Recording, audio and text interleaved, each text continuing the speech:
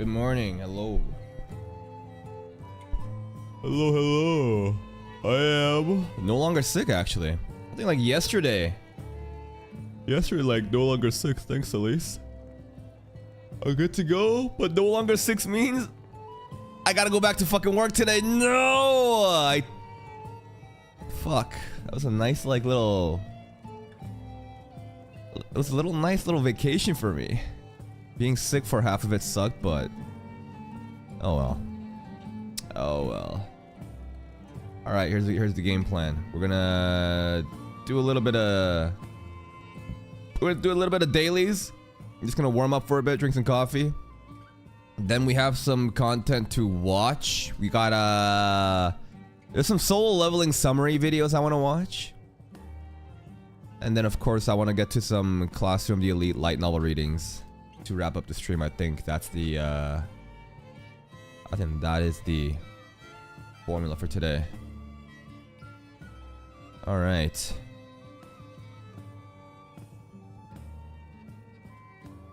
Signing a pay raise. Ooh, get that money. Who doesn't love getting a pay raise? Nice on you.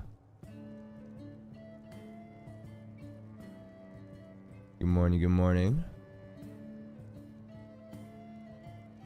Are you guys watching that are you guys watching that Tales of the Five Rings or Wives or some shit? You know the anime about 5 wives?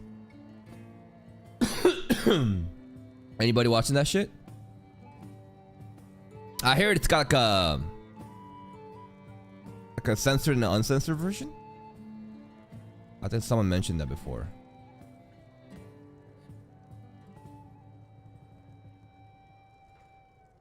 No, it's another isekai that Annie News mentioned. You guys remember? Tales of 5 Rings, 5 Wives? It's 5 rings. That is 5 wives.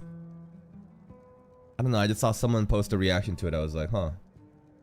Dude, so many new channels keeps getting recommended to me. Who is Omzi? 22 hours ago. Classroom of the Elite reaction. This guy's like pretty much like the same size as my channel.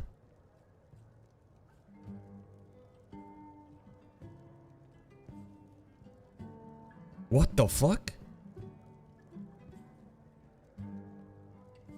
Oh no. Oh. Does he still collab? This looks like another channel that kind of died off because no sense of community. Plus, he used to make collab videos with this guy. But he's no longer here, and that's what the channel was built off of. Another example why channels built on group reactions is a double-edged sword.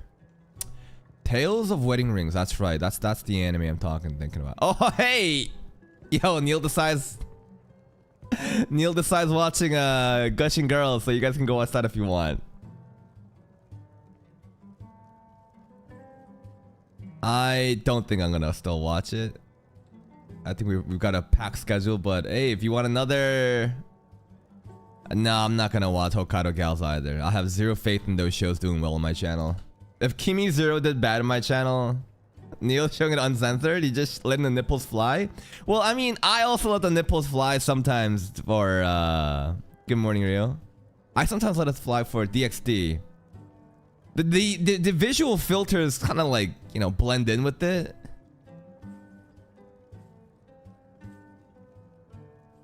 Good morning, good morning.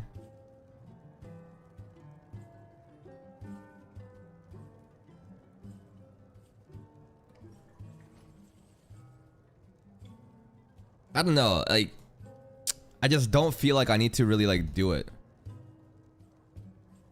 It is pretty much hentai in the thumbnail, and people are straight up like, no, it's not hentai, dude. It's so normal. It's like, no, it's not. If you show nipples in the fucking anime, it's probably not, you know, just like a normal anime. Hello, Anne.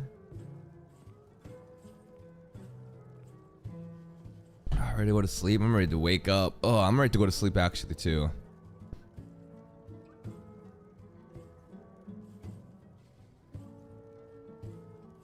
JMK, do you really think that I'm gonna drop?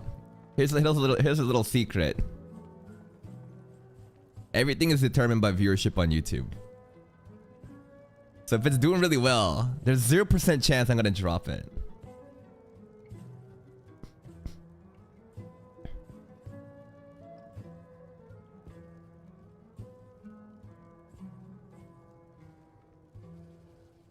Oh, the nip we're talking about is from Gushing Over Magical Girls, because Neil Desai's made a video on it finally.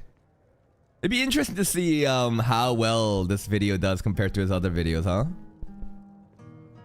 Because he doesn't need to rely on a show like this. Because what he does is he just focuses on community series along with, you know, really popular weekly ones like Solo Leveling. But he tried Magical Girl, so it's like, maybe he has some faith that it's gonna pop off like Solo Leveling. I don't know. Chain Soldiers needs to cook for a little bit more. We're still too early in the intro stages for anything to matter. Like in the beginning, in the beginning of shows like this, it takes like a couple episodes to get introduced to all the new characters, get to know what they are, and then to actually get into one serious arc. After the first serious arc, I think it's worth judging. Right now, it's just like building it up, I guess.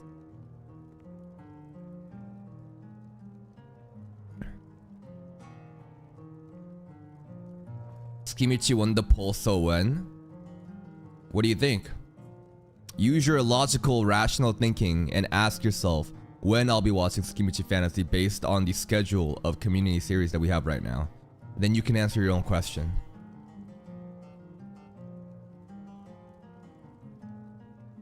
I really think that Coomer shows like Gushing Over Magical Girls, they are empty shows that only Coomers are just like asking for like memes, just like High School DxD. I don't feel like I'm missing out on anything by not doing it. I just don't give a fuck. It's probably if you probably want to like get exposure on YouTube and you're like a small channel, then yeah, it's probably worth doing it because everybody's like talking about it, searching for it. You do not want to know my overall thoughts about Mob Psycho. It's gonna break your it's gonna break the fourth wall, guys.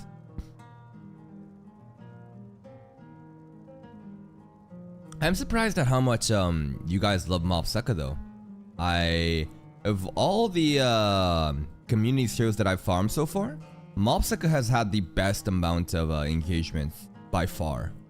But that could be, it could make a lot of sense because it was a recently, you know, we just did another community poll, right? And Mob Psycho is the most recent one after we grew as a channel, so maybe it makes sense. So if Skimichi Fantasy also has the same viewership or more, then it's like, okay, this is just the average, but people really love Mob Psycho. People really love Mob Psycho. I'll tell you what, people really don't want to watch Tensura, dude. I'm not gonna lie, I would drop Reincarnated as a Slime in a heartbeat if I didn't know that there was season 3 coming up in April. Holy fuck, no one gives a shit about it. Same with MASH, but these are calculated L's. Sometimes you just gotta make an exception for exceptional cases. And I feel like Slime and MASH is a bit of an exception for me.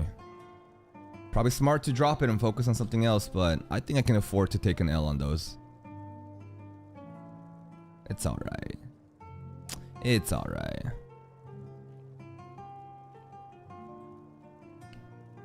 Cautious Hero keeps getting second place.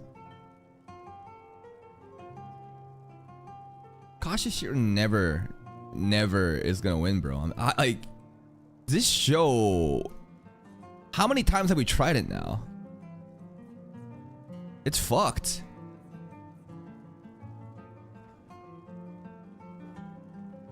No, I'm not gonna drop Slime. I'm not gonna drop Slime. I want a full. But even if I've watched it, it's like whatever. I don't care. Again, I can afford to take the L's right now because our channel's doing pretty decent, and I don't feel a need to like hyper optimize. Obviously, I should be, but like it's not a deal breaker. It's fine. It's fine. And I think in the early episodes of Slime where it's not as, you know, interesting, I totally get it why people would not want to watch the first earlier episodes. Hopefully, people change their minds by the later ones, but. Cautious, you're being cautious on the poll. You're right, Amitra. Cautious Hero, it's like I don't know. It keeps getting on the polls, right? Cautious Hero keeps getting on the polls. It just can't seem to win one.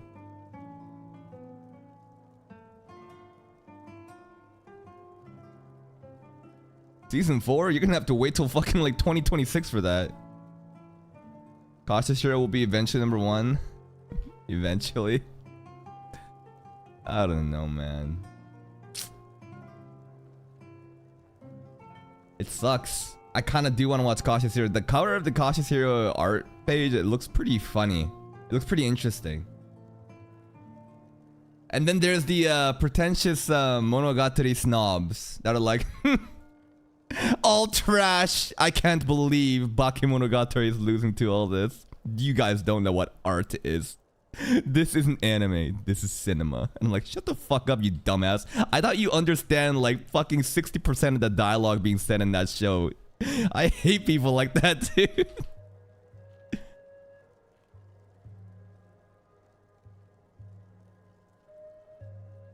Foodie that reminds me of Aqua. Prison School. Isn't that like a really funny comedy? It kind of borderlined on the ecchi too much, but I don't think there's explicit nipple scenes, so hopefully it should be fine. I don't know. It's probably not as bad as, it's probably on the same level or not as bad as 100 Girlfriend. And 100 Girlfriend is no nipples, but goddamn, I get so many fucking limited ads on those because it just gets flagged. There's too much shit going on that, you know, it's not good for advertisers.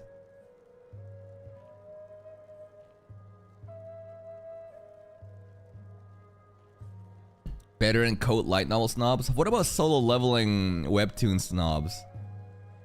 Holy shit. They're so annoying.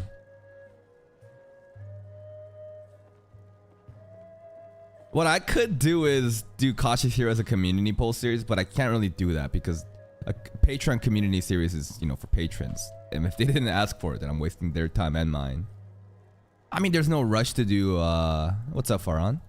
There's no rush to do Cautious Hero. It's not like I'm already late to the party. It doesn't matter. As long as you guys want to watch that, that's all that matters. So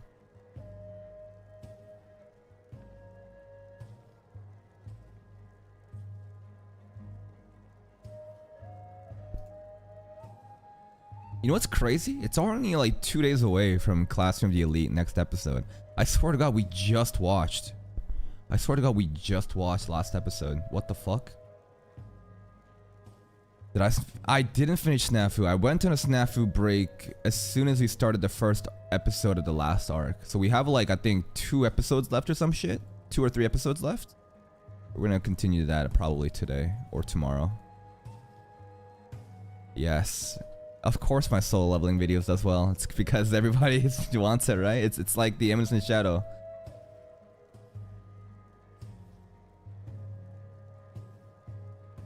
People are like, I gotta show you a comment. I gotta show you a comment, man. All right, well, watch this. What? Look at this match video. Look at this match video.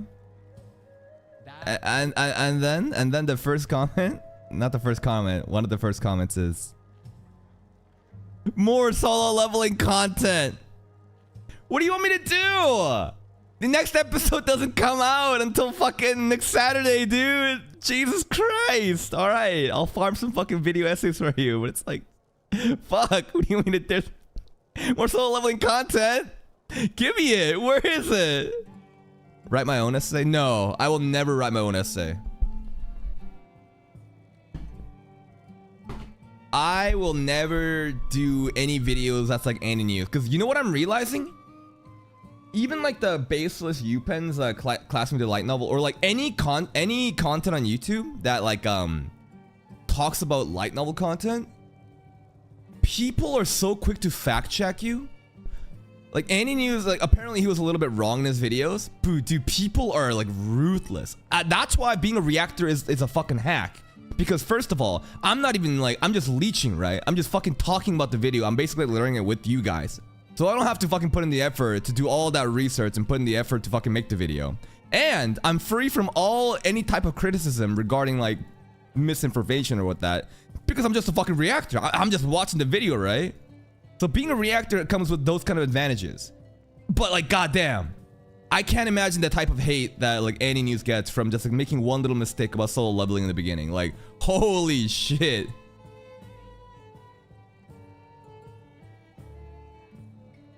Have I seen this song called Echo? I'm not sure. Is that the official opening? Then yes, I have. Well, anime trending and anime corner, you gotta understand, polls are not absolute. Polls are based off of what?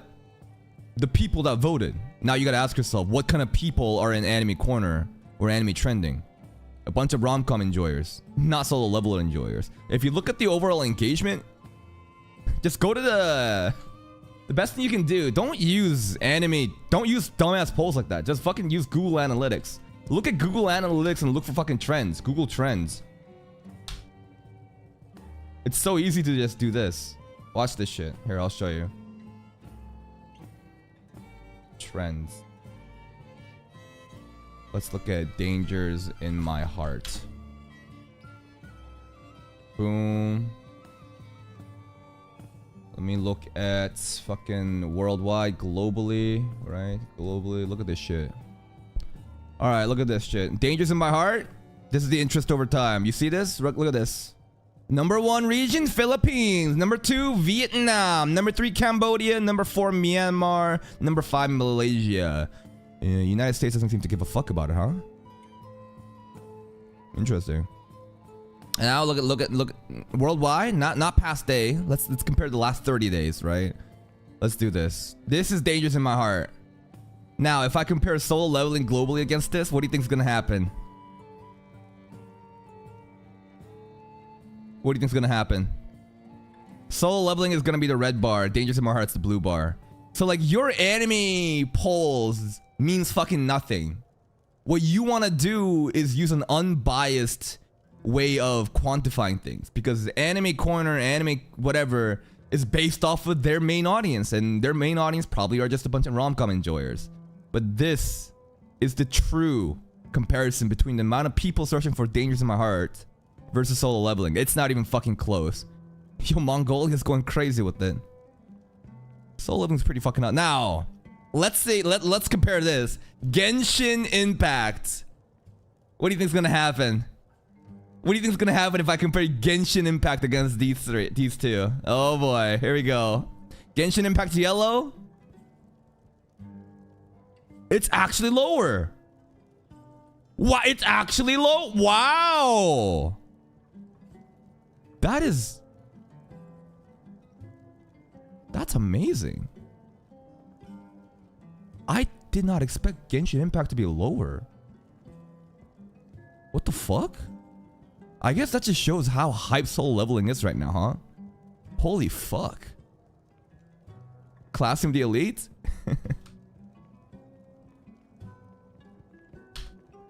Jujutsu Kaisen? Classing of the Elite, pretty low as well. Still higher than Dangers in My Heart. How about Jujutsu Kaisen?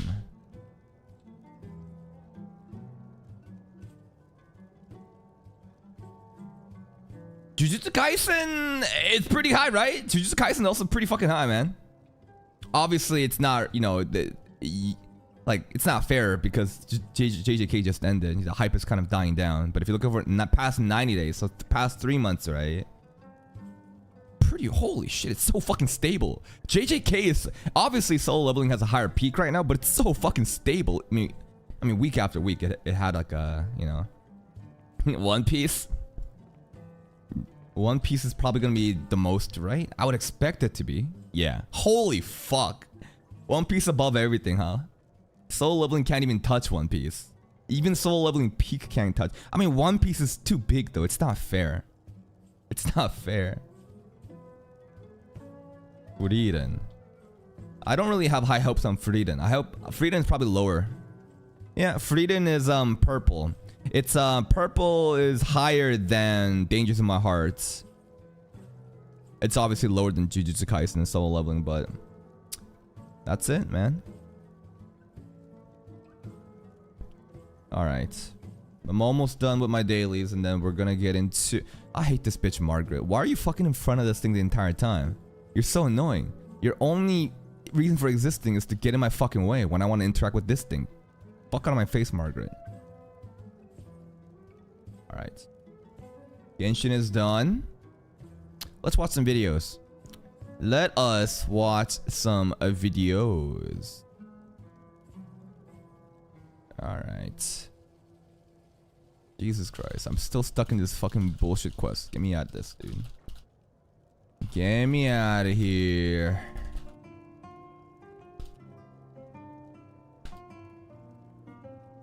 Come on. Okay, I'm out.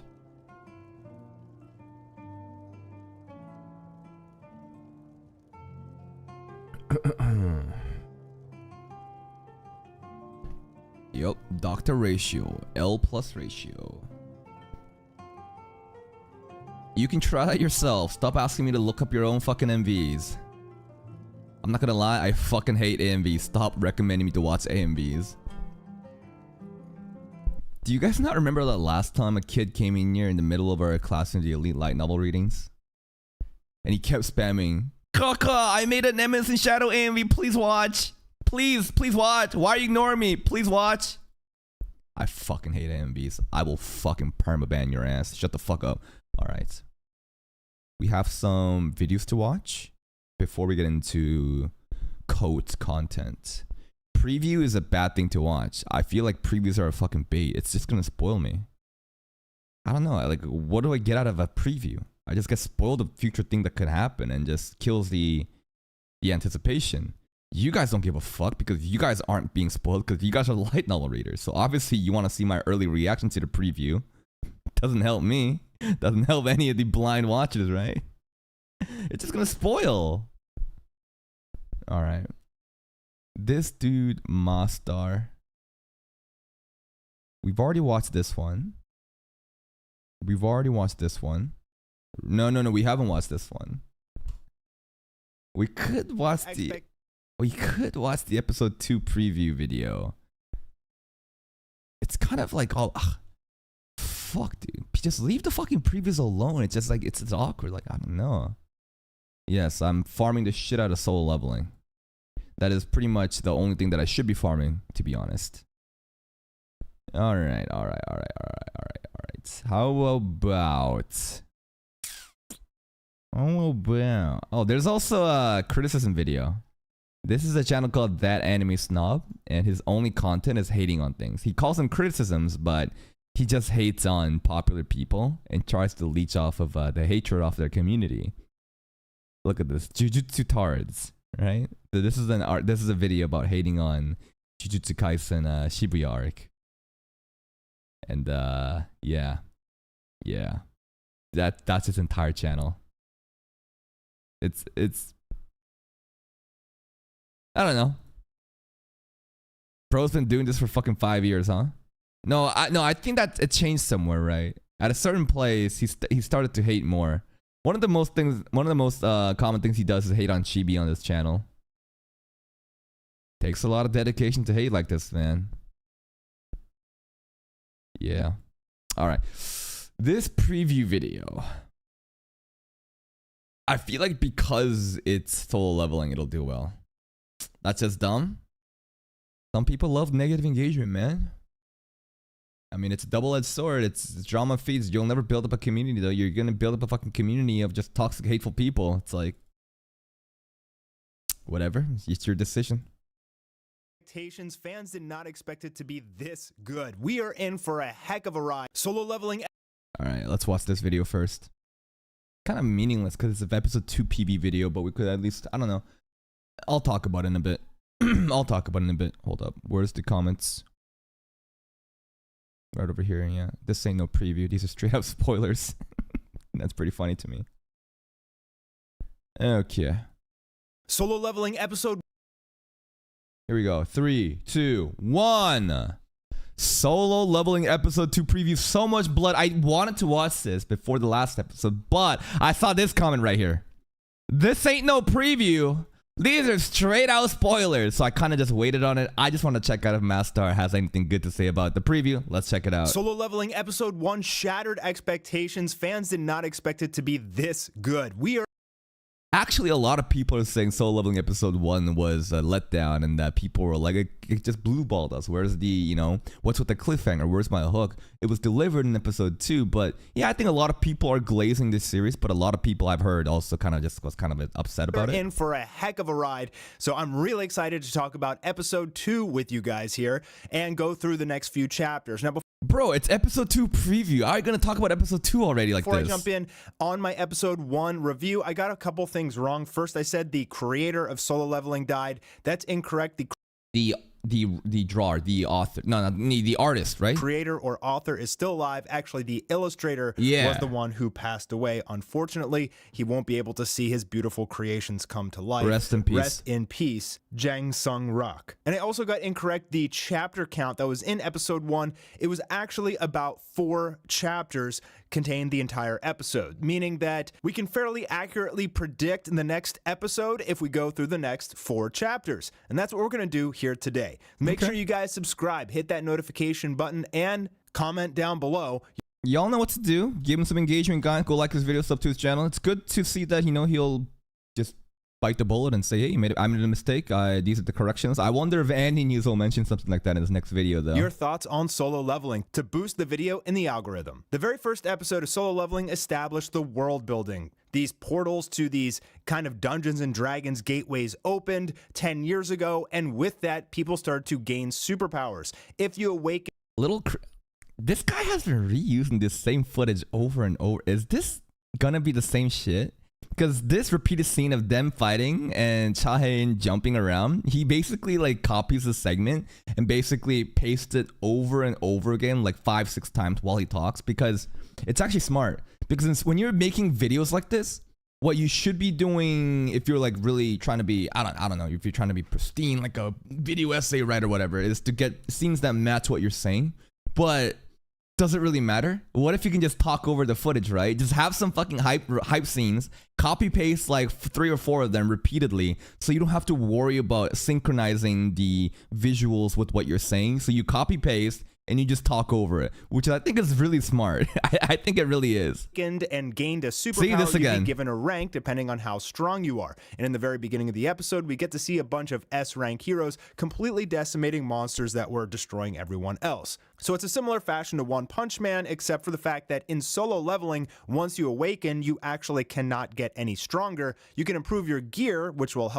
Unless you get a main character icon. Sorry, the menu icon that appears saying, do you want to be a player? Yes. Come on, let's level. But you just simply can't improve your rank. That's when we get introduced to the main character, Sung Jin Woo, who is the weakest hunter in the world. He's an E rank, and every mission he goes on, he gets fatally injured, barely escaping with his life. He's trying to collect gems and artifacts to pay for his mother in the hospital. This is how the hunters make a living. They go through these dungeons, they defeat the dungeon, they get some magical items which they're able to sell. These magical items do various things like building weapons and armor, but they're also a clean energy source. So the main character Sung joins a little crew and they go through a D rank dungeon. After defeating the initial mobs, they get to a giant door where they face a threat that is far greater than the D rank that they were prepared for. I wonder what rank, you know, these monsters are. Because it's a double dungeon, so it's very obscure. And people are saying this thing is really important. So, I don't know. You would probably think that in terms of a grading scale, if it goes high as S or something beyond that, it's going to be probably around that area, right? When one of the hunters gets beheaded, sheer terror overwhelms the entire crew as they realize that they are in some deep trouble. Now, let's get into episode 2. When they entered the boss chamber, they saw that there was this tablet with these 3 commandments. Damn, he really is just going straight into episode 2. Like, I don't know. Like, he's just straight up showing webtoon stuff, so I'm glad that I kind of waited for this. Goddamn. First, worship the Lord. Second, praise the Lord. And third, prove your faith. Now, initially, they didn't think much of it, but after the first few deaths and they all start to panic, it turns out that these commandments are incredibly important, critically important, as they are rules for the dungeon. You They're see the that boss this mechanics. secret dungeon level is so high level that it has rules you have to follow in order to beat it. You can't just simply win with brute force. And the power of this secret dungeon is so high that even the B rank healer is like freaking out. And this is a recurring theme that's going to happen. I don't think it's that she was scared. No. I think this is a bad comparison to make. It's not the fact, like using her as a comparison to see, just to prove how strong they are. No. Juhi was already a scaredy cat, right? It was explained in episode 2 that she's not good with shit like this. So it's not the fact that a B rank was scared. It's the fact that a B rank is here because she's already has a weak mental and is just scared of everything. Happen in the episode, sheer terror, as even the highest level heroes here in this dungeon group are completely panicking, crying, falling to the ground. They expect death. This seems impossible for them, and some of them attempt to actually flee, but it doesn't turn out too well for them. If you run to the door, the giant statues will slice you apart, and if you run around the room, this is less of a preview, more review. Yeah, this is the straight up so and he made another video with the review of the episode. So it's really gonna be interesting to see how he differentiates, the content. But okay, I'm glad I saw this before after watching it. Yes. The biggest statue, the boss, will fry you with his laser eyes. Now, this episode really gives you some character of the main character, Sung. Yes, he is weak, but he turns out to be quite the genius and being able to figure out what exactly is going on. That's the craziest thing. It's like, how did he contribute so much, huh? He is the weakest hunter, but technically everything he was doing here was just pure, just like intelligence, right? He was able to understand the threat with just his survival instincts, but he's also able to just like immediately like just say, hey, we gotta just follow these commandments, and everyone else is panicking. So it's like survival instinct. You don't really need to nitpick on stuff like this, but it's like, how the fuck did he do it of all people? Well, it's not like he was going around doing crazy fighting, right? Like I think that it fits whatever his character is supposed to be so far. The rules are and how they apply, because these giant statues are not just simply killing random people. They only attack when you try to escape or you do something you're not supposed to do. So the first step, praise the Lord. Sung figures out very quickly that the Lord is the biggest, creepiest statue in there, and by praising he means duck down, because if you're standing up over a certain level, the giant laser beam will come and fry you. So it's like, don't make eye contact. You kind of basically bow down, right? So that's like the first thing you got to do. And then he was very happy about that, and we get the creepy smile. He gets his whole crew to bow down, and the statue's eyes, the laser eyes, kind of dissipate, and they realize that these rules are important. But something creepy happens. We get this sadistic... It's that smile, guys. This smile has been pretty much just been spoiled. Yeah, everybody's just been fucking using this over and over again leading up to solo leveling, but this is an iconic smile. I think everyone's waiting for it. It's like the Subarashi smile, right? Smile come out from the boss as soon as everyone kneels down. This seems to activate phase 2 of the boss as it gets out of its chair and starts to walk around with these thundering steps. The first rule was to worship the Lord by bowing down below a certain praise level, him. like, let's say 4 feet, and the second step is to pray to the Lord. So one of the heroes who's wearing... It wasn't though, right? Because it says praise to the Lord or the God, but we thought that. So he started praying to the wrong fucking God. He just started, praying to Jesus Christ. Jesus ain't here to save you. No. This dude fucking just gets immediately squashed. But then the praising part is actually get each person over to each instrument, and then it starts playing a song, and then it kind of like.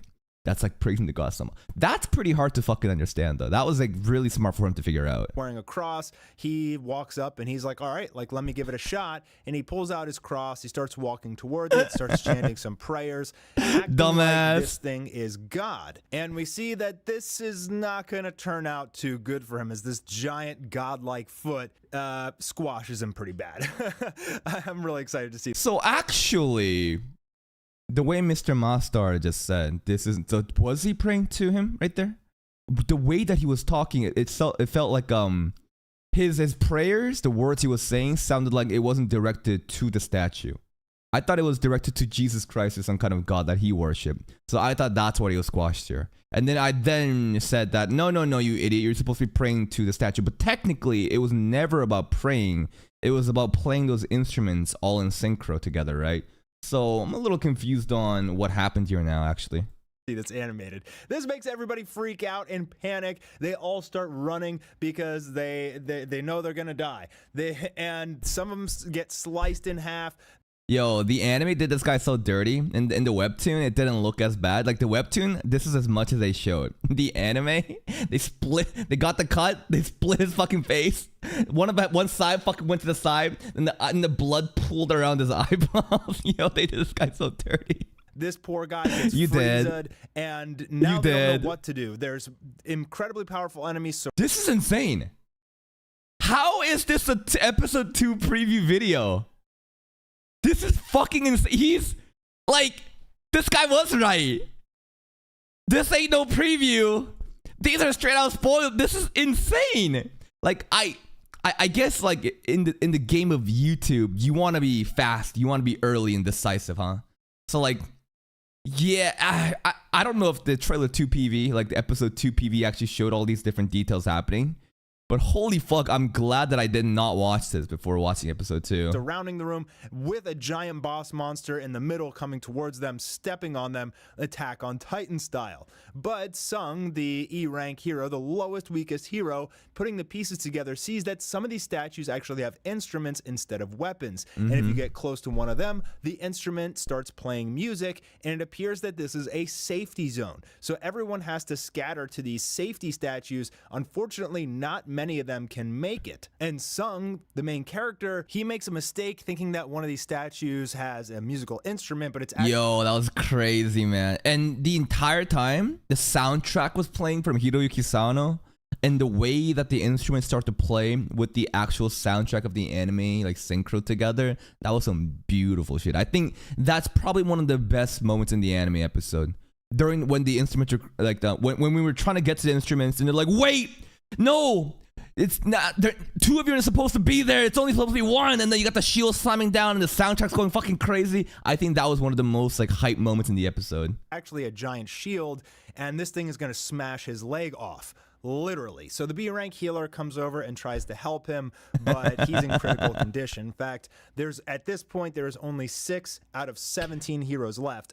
6 out of 17 alive. And I made too many fucking foot jokes. I'm glad I made those jokes, man. Every time someone's like legs got cut off, sometimes shoes came out of nowhere, I'm like, oh, Sung should loot those shoes. Even Hero's like, nah, it's fine, guys. He's poor. Now he doesn't have to afford so many pairs of shoes. But the whole part of getting the instruments and lighting those statues up, I felt like I was part of a fucking raid. Like you ever play MMOs and you're in voice call and there's a bunch of fucking idiots that don't know what they're doing, and wait, 2 of you aren't supposed to be there. It's only supposed to be one of you idiots. Like the desperateness, the desperation, the overall direness of the situation, combined with the fucking boss mechanics that everyone's like talking about, I felt like I was in the fucking boss raid, man. 11 people have died extremely quickly, and 2 of those 6 are gravely injured. So it appears that they're in really bad shape. They figured out 2 of the 3 commandments, but they've lost the vast majority of their crew. This activates phase 3 as this altar bursts out of the middle of the ground. So the first step was to worship the Lord. The second one was to pray to the Lord. Prove your faith. And the third was to prove your faith. This is when Sung asks the other heroes to carry him over to the altar. And when they get there, these strange blue and orange fires light up around the altar. Now, which is so interesting. There's blue and orange fires, right? The blue fire was the timer for you to basically survive. And then, what was it? It was like a quest, right? It was like, I forget the exact name of the quest, but you clear it by staying there until the blue fire runs out. Then you get to become a player of a game, I guess. The orange fires were basically for each person in there. So as soon as one person ran out the room, each fire went out. I wonder what would have happened though if everybody stayed together, right? Would everyone have received the powers? No spoilers. Now they talk about why they have to beat this dungeon, and it's because the dungeons only stay open for 7 days. If nobody has defeated the dungeon within 7 days, that means that all of the monsters within it can come out of the portal. But being that as it was a D rank dungeon, the higher level heroes decided it wasn't worth their time. So these low rank heroes have to stop this dungeon now, otherwise this giant titan, this stone god titan thing, will come out and start to destroy Straight up humanity. Attack on Titan. Now, as they're in this altar trying to figure out how to accomplish the third task, people start to panic and freak out. The doors open and one of the heroes, a female, is actually able to bolt and leave. The first hero to That's right. The gal with the white lipstick, she fucking lived. Let's go. Escape. But this is actually a problem because oh, it was her right there too, huh? Pretty cool. Okay. As she escapes, one of the fires that is surrounding them goes off, out, and the door closes. Starts to theorize what exactly is happening. The red flames are based on the number of people, and as soon as she left, one of those red flames went out. When all the red flames appeared, the door opened. So it appears that there's some sort of countdown timer. They're all supposed to stay in the middle and have faith that they'll beat the dungeon. But if people panic and they leave, then everybody's gonna die. And so they're all supposed to work together, but the sheer terror is in panic from the heroes is causing them to right. And the girl too was like, we're supposed to stare at the statue, because if you look at the statue directly, make eye contact, they stop moving and they don't close in on you, right? But she couldn't handle the pressure from making the eye contact and just fucking left. And you know what? I feel like I would have done the exact same thing. No, I wouldn't have been as brave as her to leave first. No. I would have been the second guy out. I would have used her as test to see, all right, is she gonna make it? Is she gonna live? Oh, she lived. I'm fucking out immediately. That's how my brain works, man. Abide by the rules of the game, and this is gonna cause problems. I think this is where the next episode is gonna end. Probably the door opens and one person escapes, and that'll probably be the end of episode 2. So I think the finale of the initial. But like, bro, you're supposed to talk about episode 2 preview. You just talked about the webtoon content. He basically just like in the beginning, you know what he said? He basically said, you know, I can basically understand the pacing of the episode. It's going to be this amount of chapters. That's what he said in the video, right? So then he basically used that logic to look ahead in the webtoon and try to guess about what episode 2 is going to be. But I thought this is a fucking episode 2 preview video, not an entire fucking summary of the episode before it even came out. Initial arc here is going to end in episode 3. But yeah, this is going to be incredibly exciting. You know, the voice acting is going to be really good. I mean, yes. You're going to have this the voice acting from Sung Jin-moo, one of the best parts was all the screamings, yes, but I think it was the realization when he actually is like left alone and he realizes that he's been betrayed. Maybe not betrayed, but like the mask off, right? He starts saying, I have a fucking family too. Why does it matter about you? Like, I did all this shit too. What about me, right? That selfishness, what I think is totally justified. It comes out and it's so human. Even the voice acting from everyone else saying, I have a family, I want to live and escape, right? That old man crying. It's so normal. It's such a normal human reaction. Something about it felt so compelling. The guy's just like fucking crying in tears and saying, I have a family. And by the way, that's when you should mention that you have a family. That's why that guy fucking lived and Green Puffy Jacket family man died. Mask with people like in sheer terror as they're getting squashed and sliced and melted and all this stuff. It's really exciting. I mean, if you like Attack on Titan, you're probably going to like this. If you like One Punch Man, you're probably going to like this. It's just such a great, fantastic story. Solo Leveling, especially when it gets to like chapter 40, and you'll know what I'm talking about if you've read the story. What happens like, then? There's no going back once you get to chapter 40. I don't want to spoil. Chapter 40. So he said about 4 chapters per episode, and some people are saying like as soon as it gets to like episode 10, it should get hype, right? I think people are saying episode 10 should be the really good shit, right? But we should. I don't want to spoil anything he says. After summarizing the entirety of episode 2 4 days ago. Before episode 2 came out, but hey, I mean the guy's got bills to pay. He wanted to be early, right? Was this a bait? If you ignore the parts where he spoils episode 2 before watching it, I mean, I enjoy watching it afterwards, but a little bit dangerous. So I will hold off on Mr. Mastar's episode preview videos, but I'll still watch him. Please go like his videos, sub to his channel. Solo Leveling, it's pretty fucking hype, and everyone is hyping up chapter 40, episode 10. We'll get there. We'll get there. All right. I could watch one more video from him, but I think we'll watch that tomorrow. Because he actually has a summary video. How different could this be, right? He actually has a summary video for this one, but I feel like it's not really, I don't know, what more could you say? You're just gonna say the same shit, right? How could it be different? Who knows? Maybe it is different. Episode 3 preview? No, I'm staying the fuck away from the episode previews, man. Okay, we covered that video. We covered this video. We watched the preview video. We'll watch that tomorrow. We'll watch a Brandon video. Sure, yeah. Seriously, I like Mr. Brandon. Seriously, the hype was worth it. Soul Leveling Episode 2. All right, Mr. Brandon, what do you got for me? 3, 2, 1. Solo Leveling is a certified masterpiece after episode 2 from AH Brandon. Show me what you got. Seriously, the hype was worth it. Soul Leveling Episode 2 just cemented itself as a certified banger, a certified masterpiece. I'll die on that hill. I really think episodes 1 and 2 should have aired together. Yes, if it was a 1 hour premiere, then there would have been nobody trying to fucking shit on this show, because episode 1 by itself, a little shaky if you're trying to hook the audience, but with episode 2 content, I think you can be pretty sure that this did hook everybody. Reason why a lot of like mangas, whether it's a weekly manga, they're usually like 20 pages long, give or take. A lot of the first chapters are like 60 to 80 pages just to get you into the thick of it, make sure you really understand where it's going. And as someone who loves like hero fantasies and overpowered characters, I knew it would continue to improve. But I saw a lot of people after episode 1 say like, oh, he's just gonna power up, and really, I know where this is gonna go. Well, he is gonna power up, and that's the thing. Any show can do this power fantasy. It's all about the execution. How do you do it? That differentiates you. Overpowered character.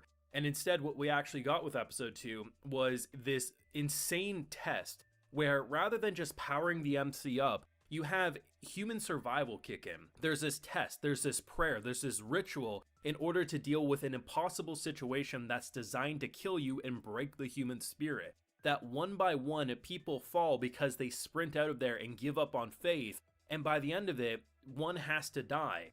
And yes, then with the whole situation, do you accept? Do you want to be a player? The player now part, we're going to get yeah. into something a little more crazy. But the fact that rather than this just being, let's make our character read a scroll and power up and save everyone, instead, he actually had to give his...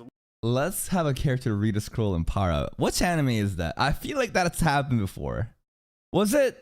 Well, I got a cheat skill from Another World. Kind of had that, right? I mean, there were scrolls. Nah, I mean, there are so many animes, different isekais and power fantasies where the characters do get these powers undeservingly. Like, there's no trial. There's no, like, effort to get it. They just get it and they start flexing, which kind of defeats the purpose. I think that the fun in these kind of shows comes from the journey of the power-up, right? It's like all about building the hype and anticipation, because once you become powerful at a certain point, these shows become boring because it's the same shit over again, right? Everybody already knows that the guy is powerful. There's no more underdog story anymore. You can't really build up this like dark horse story. And that at that point, that's when the power scaling gets a little bit kind of wonky. Then you have to introduce so many new powerful characters to make the main character a little bit more comparable. But again, I think the early game of these power fantasies, that's where the true gem is. Life in order to protect everyone else. And in doing so, we witness one of the coolest intros to a character seemingly about to be overpowered that I think I can recall in quite some time. Soul Leveling, certified banger, no questions asked in my opinion. I do think it was a missed opportunity not airing episodes 1 and 2 back to back. I mean, there's a reason shows like Free Rent dropped its first 4 episodes so you could watch them all in one go. Dude, the first... Yeah, I mean, if Frieden did it, episodes 1 to 4 weekly... Oh, well, like... I'm sure people would have still enjoyed it and loved it, but it's a little slow, right? At least you try to do that so you get to get Stark stuff immediately with the dragon stuff to bait a lot of people in. But yeah, I get it. I really think it just would have flowed better, but that's literally the only thing that I think is wrong about how they started this one up, because this is beautifully produced. The opening, the ending, the music, the voice actors, it is so well done. And you know I'm here for more. Full live reaction episode 2 though. Go to his Patreon, guys. Go, go, go. See my full uncut hype. It's over there if you're interested. Now this was probably my favorite episode that I've seen so far of this anime season. Everything about it, top to bottom, perfection. Every anime we've seen so far this weekly is, yeah. I mean, I haven't really watched that many new animes this season, right? We've watched like the Healing Magic one, Instant Death. We have MASH, right? We have Chain Soldier. But other than, and Classroom of the Elite as well, but Solo Leveling episode 2, it's pretty kind of hard to top that. I think in terms of just like pure hype, pure like just entertainment, I think Solo Leveling episode 2, yeah. No, I totally agree, yeah. Love it. It's so cool because over the course of the episode, I kind of have an idea. I'm like, okay, the idea of the commandments and following them. Okay, we need to worship. I was like, Yes. okay, let's Just start praise praying. them up. They Yeah. vow. Things start getting a little better. Okay, but now we have to show like worship, right? So we have to pray. I'm thinking, okay, praise Jesus, whatever they need. No. You don't praise Jesus because it specifically says, you know, praise the Lord. The Lord in this context here is not Jesus Christ. No.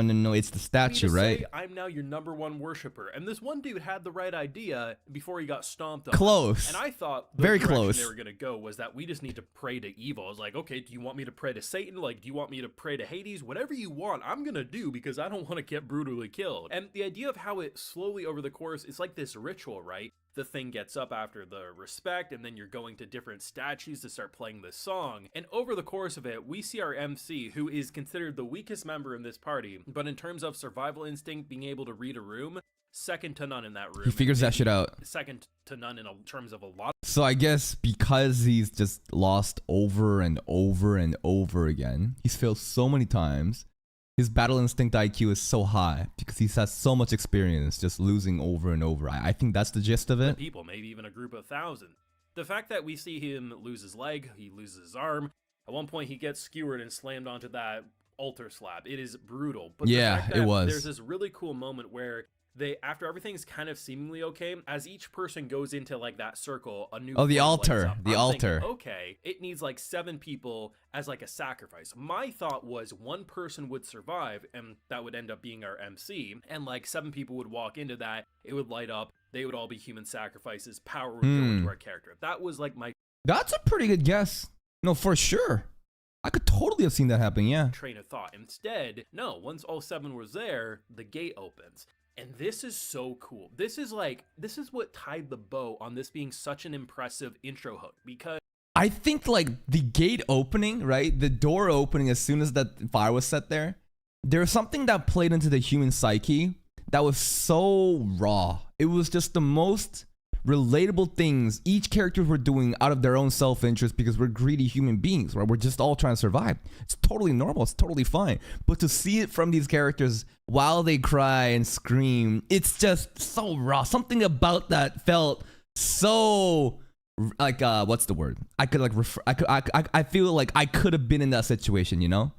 rather than this just being, here's this big titan-like creature we need to defeat, instead, it was based on human survival instincts. People, our bodies are designed to survive. If we try to hurt ourselves, our body will kick into overdrive and try to keep us alive. So when you're put into a situation where even if you have the kindest of hearts, if you have a family, you don't want your family to go without their father or their mother or whoever it is, right? So the fact that the first one who runs through, the door slowly shut. So basically, it seemed like one person had to stay behind. And you knew it had to be our MC, but I like the fact that the reason the MC stayed behind wasn't because, you know, it was just immediately out of the way. Like, there was this guy who said, this moment, man, Mr. Song's face here.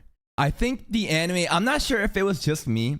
Maybe I was reading too deep into it, but I swear to God, there was a frame where Mr. Song's face changed as soon as he heard Juhi's legs just like buckle to the ground. And I swear to God, I memed about it in my reaction saying, you know what this guy's thinking? This guy's thinking this is the opportunity of a fucking lifetime. But I think for that quick frame of second where his facial expression changed, he actually did realize, he's like, I can fucking live right now.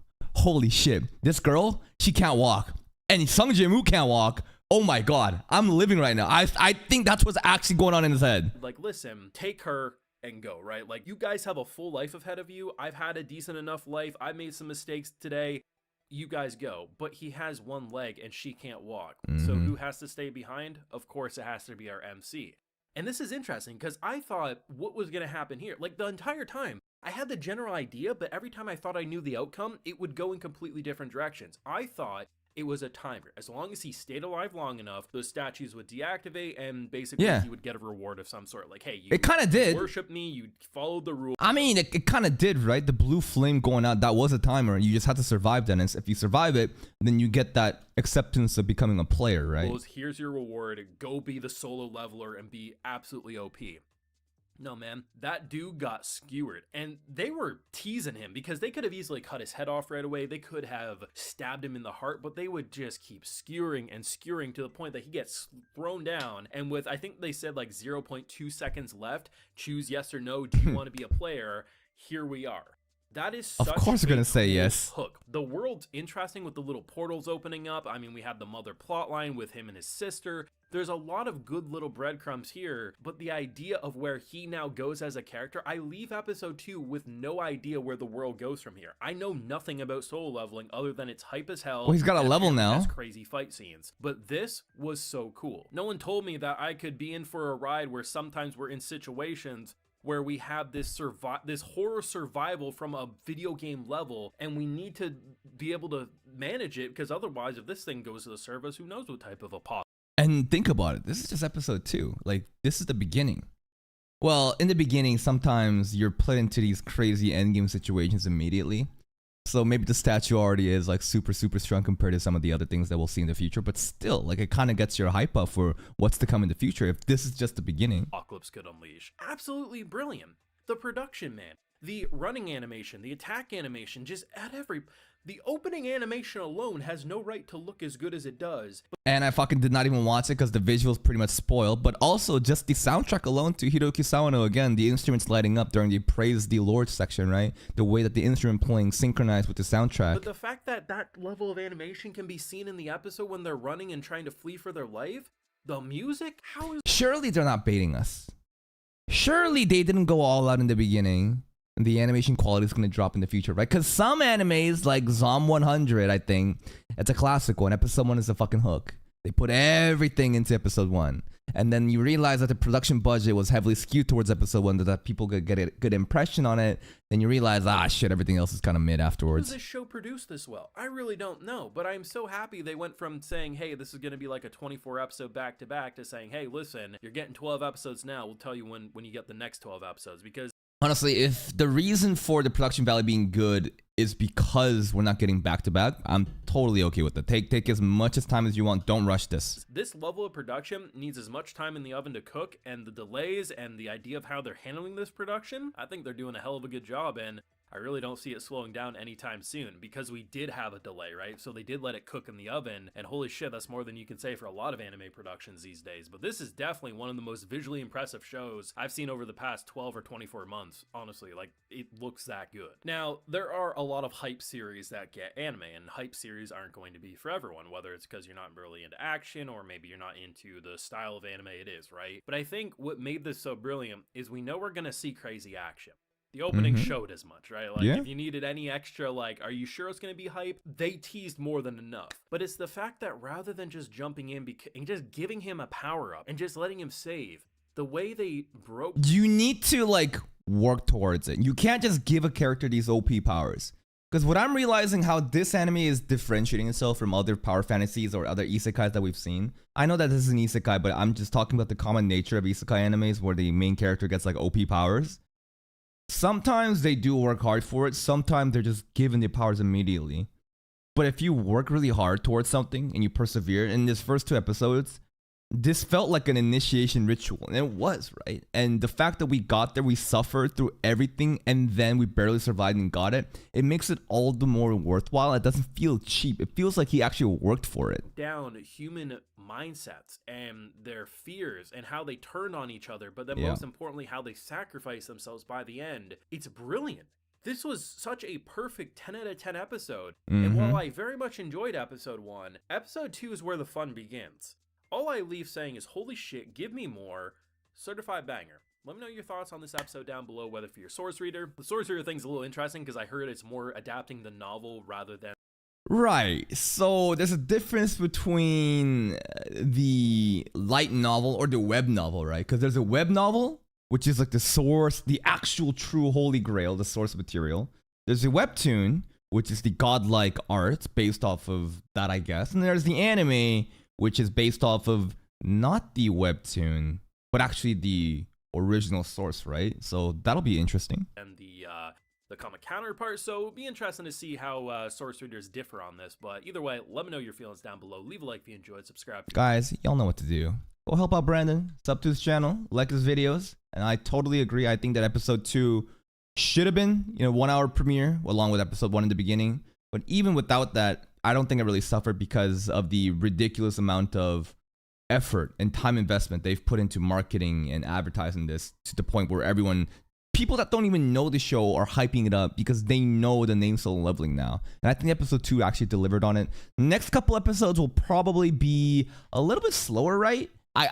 I don't expect the same level of hype to be happening in the future episodes because I think episode 2, that was just fucking peak. So obviously we're gonna go down a little bit more and we're still gonna level and stuff. And I hear there's a lot more hype to come up. So again, if you're not even watching Solo Leveling, what are you doing?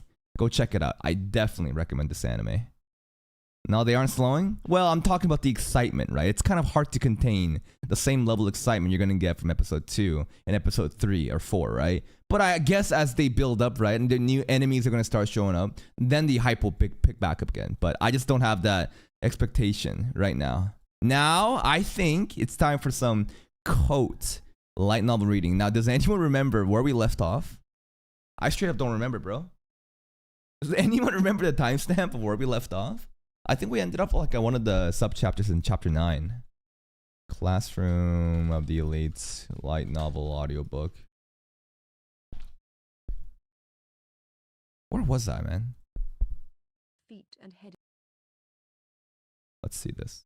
9.4. Oh, perfect, actually. Perfect. That's actually exactly where I left off. All right, let's get the soundtracks down. Give me my Enryu soundtracks. Oh! Fuck. I thought for a second that Giga released another Solo Leveling video. Fuck, that got me hyped up for a second. Shit. Oh yeah, that's the white room, alright. And there's this one too. I really like this one too. Yeah, I actually do like this one a lot.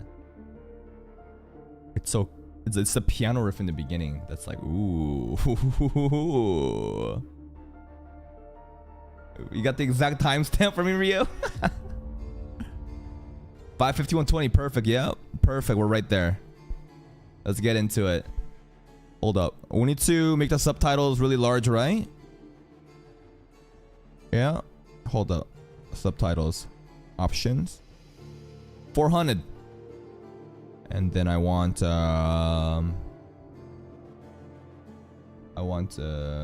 speed. Speed's gonna be 1.25. I always forget about this. Here we go. I work today? Yes, I work today. Alright, I have no idea what happened last time, but we're just gonna get right into it. Go. Toward the cafeteria with purposeful strides. Where are you going? Kushida had noticed me rushing at. Oof. Let me get the audio fixed up. Of class and followed. She popped up before me, stopping me in my tracks. It's lunch. I thought I'd go to the cafeteria. Mind if I go with you? I don't really mind, but there are a lot of other people you could ask. A little bit higher. We're almost there. We're almost there. You know, it's true. Here we go. I do have a lot of friends to eat lunch with, but you don't have anyone. Ayanokuchi-kun. Even Thanks. though you'd usually reach What out the to fuck? Rikita-san, you haven't talked to her today. The other day, didn't you say something was bothering you about what happened in the faculty room? What was it? Kushida, as usual, was quite observant, to be honest. I hadn't wanted to do this with anyone, but I decided that Kushida was probably fine. I'd come to learn her secret by sheer coincidence. We're gonna She share wouldn't do secrets? anything stupid. I can tell you if you promise that you won't tell anyone else. I'm good at keeping secrets. Kushida and I headed to the cafeteria together. We navigated our way through the crowd and finally reached the meal ticket machine. I bought tickets for 2 portions but didn't line up at the counter. Instead, I went to the side of the vending machine and looked at students perusing the menu. What is it? Kushida tilted her head and looked puzzled when I began studying the machine. This might answer what was bothering me. I continued observing students as they bought lunch sets from the ticket machine. After I had observed about 20 students, What's he looking for? my target appeared. He purchased his meal ticket and walked to the counter with heavy, Target? flogging footsteps. Okay, let's go, I said. Who is Okay. he? We quickly exchanged our tickets for our meals and sat down in front of the heavy-footed student. Excuse me. Heavy-footed? Are you another classman? Albert? I asked. Who are you? The student regarded us calmly, a look of complete disinterest on his face. Are you a second-year student? Third Wait, year? what? Third year. Let me guess. You're a first year? I'm Ayano Kuchi. It's a from third-year Class D. student already? You're also in Class D, aren't you? What's that got to do with you? Kushida looked at me. Wait, is the class the third year class D? I mean, if you're in third year and you're still in class D, you're probably really trash, right? I mean, I don't know. I feel like I can't really respect upperclassmen that's in class D, right? I don't know. With surprise, as if asking, how did you know? Because he's limited to eating the free meals. It's not very tasty. Damn, he's eating the fuck. Oh, so he was basically looking at anyone getting free meals. Okay. Okay. This is second year? Didn't he just say third year? Didn't he literally just say, are you second year or third year? Third year. D class, right? Is it? I asked. He was eating the free vegetable meal set. What do you want? You're really irritating. He took his tray and made to stand, but I stopped him. I want to ask you something. If you listen, I'll show you my gratitude. Gratitude? The cafeteria's hustle and bustle drowned out my voice. The students were all engrossed in chatting pleasantly with their friends. Do you still have the problems from the midterm test from the first semester of your first year? Oh, Or, right. We're if gonna get the not, question do bank. you happen to know someone from your class who does? Do you even understand what you're asking? He said. It's not particularly strange, is it? I didn't think it was against school rules to study using old We're probably gonna use points to buy it off of this guy, right? test problems. Why are you asking me? That's simple. I believed I'd have the highest chance of success if I worked with someone who doesn't have any points. Honestly, that free vegetable meal doesn't look good. Of course, things Let me would be buy a quite good different if set. you actually liked eating the vegetable set. What do you think? How much are you going to pay? 10,000 points. That's as high as I'll go. I don't have the old test problems, but I know someone who does. If you want him to help. I don't have the questions, but I know someone that does. So give me 10k points and I'll let you know who that is. Fuck that. You, though, you're going to need to offer at least 30,000 points. If you've got that, Do we you're have that fine. much? I'm afraid that 30,000 is a no-go for me. I don't have that much. How much do you have? 20,000. Then 20,000. I feel like Coach just negotiated really well here. And he actually did have more. Because he just lowered the price to 20k. I mean, this is still first year. We're like decently winning. Yeah, he saved a lot in the first month. So he should still have a decent balance, I think. No, 15,000 should do. Nothing under that. 15,000. Huh? If you'd go so far as to ask for old test problems from a stranger, then you must be pretty desperate. Huh? Well, the school will mercilessly expel any student who gets a failing grade. None of my classmates are even here anymore. I see. I understand. I'll pay the 15,000 points. Then None of my classmates are even here anymore. I guess he meant his like old classmates, I guess. But sounds like he's alone in class D by himself. we have a deal. Of course, I'll have to ask you to transfer the points in advance. Fine. But if you do anything to stab us in the back, I won't forgive you. Even if you're an upperclassman, I'll do anything and everything I can to make sure you're Jesus, expelled. what You're the a freak. fuck? Fine, I get it. Oh Besides, my god, Ayano when you Koji. transfer points, there's always a record of it. If rumor spreads that some first-year students rip me off, it'd look bad. All right then, since I'm paying you 15,000 points, If they found out if some first year students rip me off, it would look bad, bro. It already fucking looks bad that you're fucking D class still and you're fucking selling points like that. Everything about this guy already looks bad. Who is? It's probably an NPC character that we don't have to worry about ever, right? can you toss in a little bonus? I want to see the answers to the surprise test that we took after being admitted. All right, I'll toss that in, too. I think that your concerns are pointless, though. It seemed he understood what I was after. Thank you very much. After we made our deal, he quickly left. He probably didn't want to be noticed. Hey, Ayano Kuchi-kun, what you did just now, was that really okay? Kushida What? asked. It's no problem. Just School buying rules shit with allow points. point transfers, so there was no violation. You might be right, but isn't getting the old test problems cheating? Cheating? I don't think so. The school promotes this behavior, right? The school would want you to do shit like this, right? That's the whole point of, I don't know, Classroom of the Elite. You use points to fucking anything. You can fucking bribe your teachers. You can fucking expel. You can buy back expulsions. You can transfer. Like, there's so many things you can do at this point. If the school didn't allow it, they would have outlined it in the school rules to begin with. Also, True. I felt more confident after seeing that third-year student. That is to say, it's not unusual for students to barter points like this, huh? My request didn't particularly surprise him, and he accepted quickly. This probably isn't the first time he's negotiated like this. Not only did he have the answer sheet for the first-year midterm exam, but he also had the answer sheet for the mock Special one. test we took after Yep. being admitted. If he saved those, it's clear why. Kashida's eyes widened in shock. Ayanokuji-kun, what you did was unexpectedly daring. It's just a bit of insurance to prevent Sadu and the others from getting expelled. But if the old test answers are useless, then it will have been for nothing. I mean, the past test questions are old, aren't they? They might be completely unrelated to what's featured on this year's test. The problems may not be exactly the same, but there will definitely be similarities. I noticed a hint on that last mock exam we took. A hint? You noticed the really difficult problems alongside the simple ones, right?